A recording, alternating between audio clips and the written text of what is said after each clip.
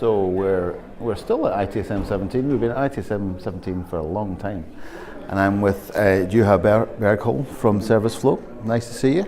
Likewise. And thank you for coming to the exhibition and participating.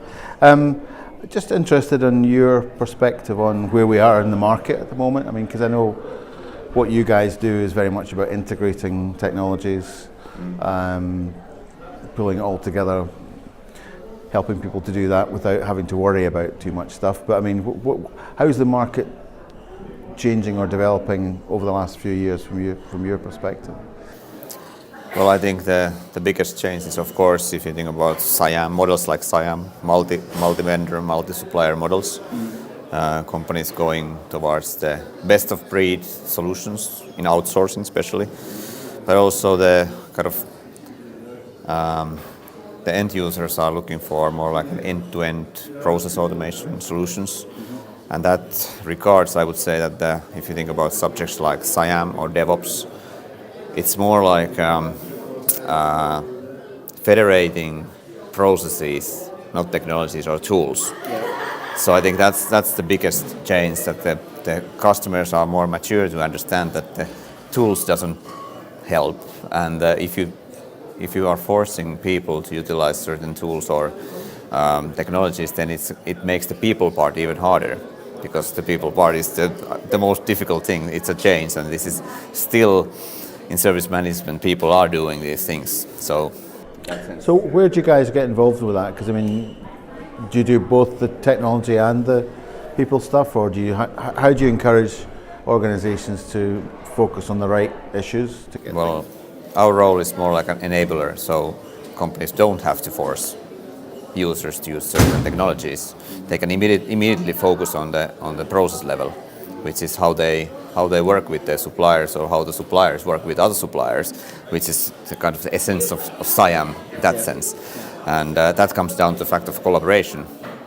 So if we can automate the workflows and enable this in data, transform the data to an information and feed that automatically to the processes, that helps the people side as well. Yeah, and presumably then part of what you do is help them to understand what they need to do for that, or do you still rely on them or other parties to? That's what our partners do, or the companies can do themselves. We are just enabling SaaS technology. So from the SIAM point of view, I mean, are you seeing more maturity in the market around about what SIAM is and how it works?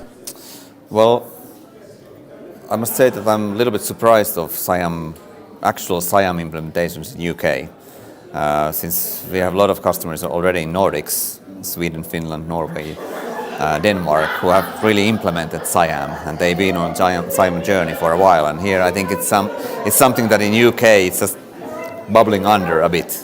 There's a lot of discussion about SIAM and the implementations, but I haven't seen so many of the kind of implementations yet. Is that because, I mean, in terms of the relative maturity, is that because, I mean,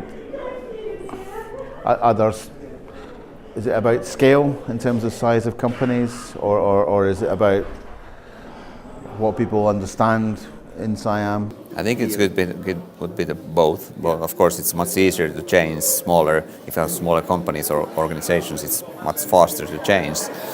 But I think it's also maybe it's a little bit of this Scandinavian pragmatic approach of simplifying things and not overcomplicate them. So that could be also the thing. Yeah. And of course, regards of the legacy as well. Yeah. Okay. And I mean, going forward, I mean, both in terms of SIAM and what you and your organization is doing, I mean, is it more of the same, or do you think it will move in a different direction? I wouldn't be surprised if we would see SIAM implementations outside traditional IT. For instance, HR, facilities management, finance, the kind of verticals or the functions that are kind of doing service management, but they're a little bit, maybe typically they're closer to the business. So maybe those functions could find kind of the business case faster than in traditional IT. Who would buy that then? Because I mean that's always the challenge of trying to sell enterprise service management. Is like who you sell to. And is that something you've been able to do to get to other parts of the business other than just IT? Yeah, well, I think we have now oncoming cases around facilities management, and that's due to the fact that the IoT is quite big thing in facilities. So the sensors are cheap, you get a lot of data, but then you have to figure out what I do with the data. How I transform the data into information that I just then feed into the processes.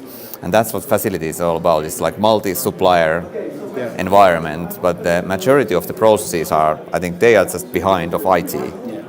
So if they are able to implement IT service management like processes and then have this modern technology like IoT helping them to automate things, that could be the thing that kind of, for instance, Okay.